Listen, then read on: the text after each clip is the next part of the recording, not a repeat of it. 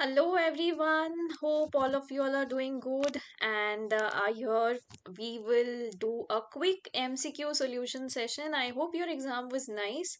So I've been through the question paper. Yes, there were a few new things which were asked. Basically, they emphasized more upon limits and also penalties. But yes, if you would have prepared very well and as we guided you in the classes, I am sure you would be able to crack this very well. So, paper on the whole was an average one. So, let's now begin with the MCQ solution. I'll need not take up a lot of your time because you have to prepare for the next exam as well. So, answering to your question number one, which was again based on the auditor's disqualification and EGM. So, the answer to question number one is option A, that when the auditor becomes disqualified, he must vacate his position. As all of you all know, disqualification leads to casual vacancy, and the company is then required to appoint another eligible auditor. So the answer to question number one is option A. Moving ahead to the second one. So again here there was this provision which was applied that a spouse was holding. Spouse is what? Spouse is a relative, and we know that a relative can hold interest in the company but up to a limit of 1 lakh. However, in the given situation, the holding was above 1 lakh, and that is the reason why the condition is not acceptable, as relative shareholding is also considered for eligibility. We not only consider the auditor shareholding but the relative shareholding as well. And since the spouse was holding 10,000 shares of rupees 100 each, it was going above 1 lakh. So the answer is option C. Moving ahead to the third question. So the firm did not furnish an eligibility certificate. What is the importance of the certificate? So if you all remember, we have done this in class as well under section 139, that it is mandatory that the auditor will have to satisfy the eligibility criteria under section 141. So the answer to question number 3 is your option B. So the first case study was a very simple one, and I'm sure all of you all must have cracked the first case study very easily. So now moving ahead to the second case study. So I'll just quickly walk you through the answers so that we do not take up a lot of time. So the fourth question was asking you that Globacom has made two other remittances along with the other remittances which were mentioned in the question. One was marketing payment of rupees 50,000 in print media to promote inbound tourism, and then cultural exchange tours sponsorship which was worth USD 80,000. Now, which of the following is a correct option? Now, if you all remember, marketing payment up to a certain limit is okay, doesn't require any approval.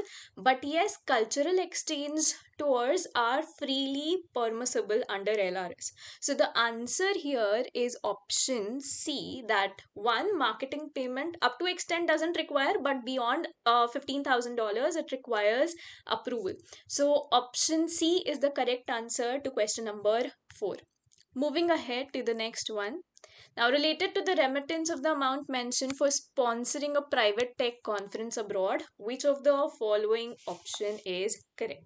So, the answer to question number 5 is option A. Sponsoring of a tech conference, it is freely allowed because it is a promotion of trade. All right. Yes, I am doing it as fast as possible so that you do not miss upon any time of your revision. Moving ahead to question number 6. So this is about royalty remittance under technical collaboration agreement. So royalty remittance under technical collaboration agreement, the correct answer here is it is freely permissible without any approval. So it is freely permissible without any approval. Moving ahead to the next question. So okay मेरे पास question number 7, 8, 9 के pages missing है but still on the basis of case study I will answer the questions for you so question number 7 was basically about कि whether the punishment under SEBI and the Companies Act at the same time allow हो सकती है क्या, whether it is possible. So now this is a question based on the General Clauses Act and इसका answer है कि punishment under both the laws are valid. punishment under both the laws are valid. All right. So the answer to your question number 7 would be punishment under both the laws, that is SEBI and FEMA. SEBI and Companies Act would be valid. And the question number 8 would have been कि SEBI में अगर punishment allowed नहीं है तो CRPC जो है they can provision issue fines or issue warrants levy जो है that will happen under the code of criminal procedure. So that would be the answer. And then there's another question which was based on LLP, that is Nakul and Anjali wala question. So Nakul, he will be liable, yes, and Anjali, she is a designated partner, however outbound, so she will not be liable. So the answer to question number 9 would be yes and no. No, I do not have the question in front of me, and I also do not have the paper. The papers are missing. So this is a gist. जो questions, whatever the question would have been, मैंने उसके basis पे I've given you what the answer could have been. So 7, 8, 9 go that way. Moving ahead to question number 10. So, is Bhim liable to Mr. Sharma for LLP debts which are incurred before admission? So, before admission, the partner is not liable to the debt. So, answer यहाँ पे no है. And is Arjun personally liable for LLP obligation which arise from the false statement? So, the answer here is yes. So, the answer here for question number 10 is option B. Moving ahead. Now, moving ahead to question number 11, in the general meeting, as you all know, whoever is present will constitute the quorum. So the answer here is option B. So section 103 provides that members who are present at the adjourned meeting will form the quorum. So a very simple, straightforward question. Moving ahead, question number 12, the default by sunset and repaying deposit raised from public and the initiation of proceedings under section 76A will result in what? Both the company as well as officer and default will be liable with whatever imprisonment is possible. So the answer to question number 12 is option C.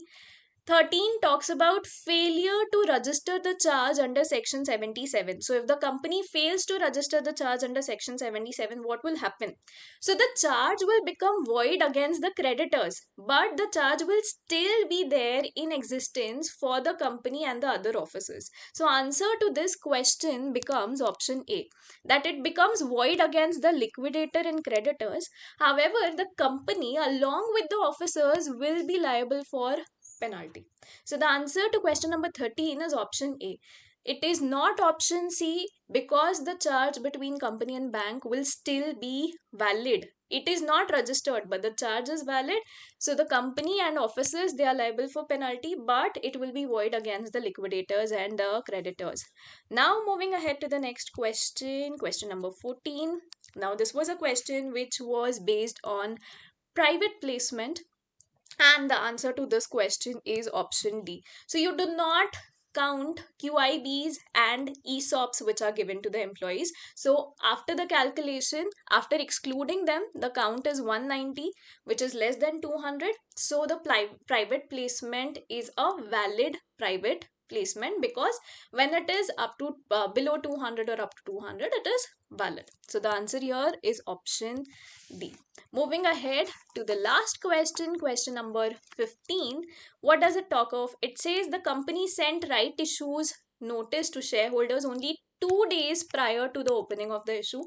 Considering section 60 and 62 implications and conversion of LLP to company, which of the statement is correct? So the answer here is 2 days prior issue, a shorter notice can be sent if written consent is obtained by 90% of the shareholders. So the answer here is option A. The right issue is valid in a private company since the shareholders written consent exceeded 90%. So the 2-day dispatch is acceptable for this private placement. So the answer here is option A.